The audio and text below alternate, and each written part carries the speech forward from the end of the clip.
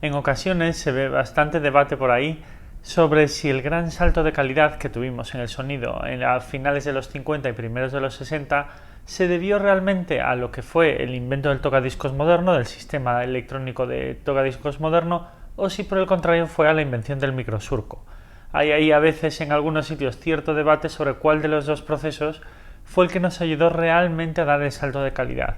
Pues bien, justo tenemos en España un importante físico y divulgador científico que se llama Ignacio Martín, que hace poco publicaba un artículo sobre la física que hay dentro de los tocadiscos y la aguja del vinilo, y además repasaba todos estos cambios tecnológicos para ayudarnos a entender exactamente cuál fue la evolución de todo este proceso. Y lo curioso es que él tiene toda la razón en el que nos viene a resumir más o menos que en el fondo la invención del salto del tocadiscos clásico de membrana al tocadiscos mediante sistema electrónico de inducción y la invención del microsurco en el fondo vienen a ser dos caras del mismo invento. Otra cosa curiosa que nos dejaba su fantástico artículo es, y realmente no lo conocía, es que hay ciertas dudas de que Thomas Edison fuese el verdadero inventor del sistema de sonido del fonógrafo, porque tenemos unos años antes, en 1877, unos 4 años antes del invento de Edison, a un francés llamado Charles Cros, un paleófono que viene a ser muy similar al fonógrafo de Thomas Edison. Entonces, entre la comunidad científica hay ciertas dudas, por no decir un ligero rechazo, a decir que Thomas Edison fue el verdadero inventor del sistema de sonido, lo cual no conocía y me parece muy curioso. Pero volviendo al tema, tenemos un gran salto de calidad de los gramófonos antiguos que iban mediante membrana mecánicamente a los tocadiscos o los tornamesas modernos que se asientan a finales de los 50 y primeros de los 60, en los cuales sustituimos todo este proceso mecánico por un sistema eléctrico mediante inducción. Eso viene acompañado de la invención del microsurco. ¿Y realmente qué pasó aquí con estos dos inventos? Bueno, antes lo que teníamos era una aguja que estaba conectada a una membrana que vibraba y el sonido era ampliado mecánicamente mediante un embudo para que se pudiese oír con más fuerza. Un poco más adelante ese sistema es sustituido mediante una aguja que tiene un receptor de imán. Ese imán genera una corriente de inducción que luego eléctricamente es amplificada a unos altavoces eléctricos. Esto supone un cambio radical. Lo primero que supone es que las agujas que teníamos antes, que tenían que ser muy duras, muy grandes, pesadas y apretar el vinilo con mucha fuerza, podían ser sustituidas por un proceso mucho más ligero. Antiguamente tenía que ser así porque la aguja tenía que traspasar la mayor cantidad de vibración de sonido posible a la membrana porque la membrana amplificada mediante un embudo era directamente lo que sonaba. Entonces, si la aguja no apretaba fuerte, no era dura y no rozaba con fuerza el disco de vinilo, no tenía potencia de sonido suficiente. Mediante el sistema de inducción que tenemos más adelante eléctrico, es todo mucho más sencillo.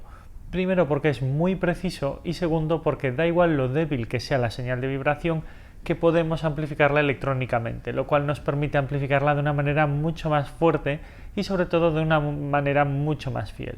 Por culpa de esta necesidad de una fuerte vibración de la membrana y de una aguja muy dura que rozase con mucha fuerza, teníamos aquellos discos de vinilo tan duros, tan toscos, con esos surcos que tenían que ser muy profundos y muy potentes, porque si no la aguja los acababa borrando muy rápido y la aguja tampoco tenía una fuerza de vibración suficiente como para tener sonido. De hecho, en esos discos antiguos se borraban muy fácilmente, la aguja era muy agresiva. Pero en este sistema moderno, como da igual la potencia de vibración, que es muy fácilmente amplificable mediante electricidad, los surcos podían ser muy leves, muy finos, porque la aguja realmente prácticamente no tenía que hacer presión. Hasta tal punto que en los tocadiscos modernos las agujas que funcionan mediante inducción, que son hoy en día todas, tienen ejercen una presión sobre el vinilo que vienen a ser de unos pocos gramos, entre 1 o 3 gramos, lo que vienen a ser unas pequeñas virutas de sal. Esto lo que nos permitió fue poder hacer surcos mucho más leves y muy poco profundos y muchísimo más precisos, porque daba igual lo pequeña que fuese la señal, eso se podía amplificar mediante electricidad, y ahí es cuando aparece la invención del microsurco, gracias al sistema de aguja mediante inducción. Entonces ahí ya el surco empieza a ser muy pequeño, muy leve, porque la vibración puede ser mínima. Esto también nos ayudó muchísimo a controlar el desgaste de los discos de vinilo, porque no era lo mismo esa aguja que generaba mucha fuerza de presión contra el disco de vinilo de goma laca a un pequeño disco de vinilo de plástico que solo tenía unos pequeños gramos de presión. Entonces ahí con estos dos inventos, la aguja que vibra mediante el sistema de inducción y el microsurco, que en el fondo vienen a ser el mismo invento, es cuando dimos el grandísimo salto de calidad. Por desgracia perdimos prácticamente el estándar de 78 revoluciones por minuto, no llegó a morir pero casi lo hemos perdido, pero a cambio tuvimos el gran salto de calidad que nos permitió el sonido de hoy en día. Y en el fondo es un sistema tan bueno, tan potente y a la vez tan sencillo que hoy, casi 70 años después, no hemos conseguido superarlo y seguimos usándolo.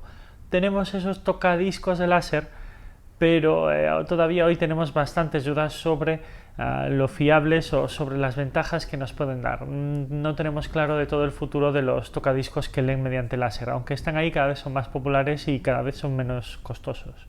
Como el secreto de todo este proceso en el fondo está escondido dentro de la vibración de la aguja, para el siguiente vídeo vamos a hacer una cosa. Vamos a construir caseramente las dos agujas que teníamos y que tenemos de sistema, el sistema mecánico y el sistema de inducción, mediante cosas que tenemos en casa. Eso nos va a ayudar bastante a ver cómo funcionan exactamente las agujas, qué cambios nos daba y cómo funciona esa pequeña parte escondida del tocadiscos donde se esconde posiblemente el 95-99% de la calidad de sonido. Entonces, bueno, como siempre, si os ha gustado el vídeo, dadle a like, suscribiros para estos temas de música y nos vemos el siguiente día. ¡Venga!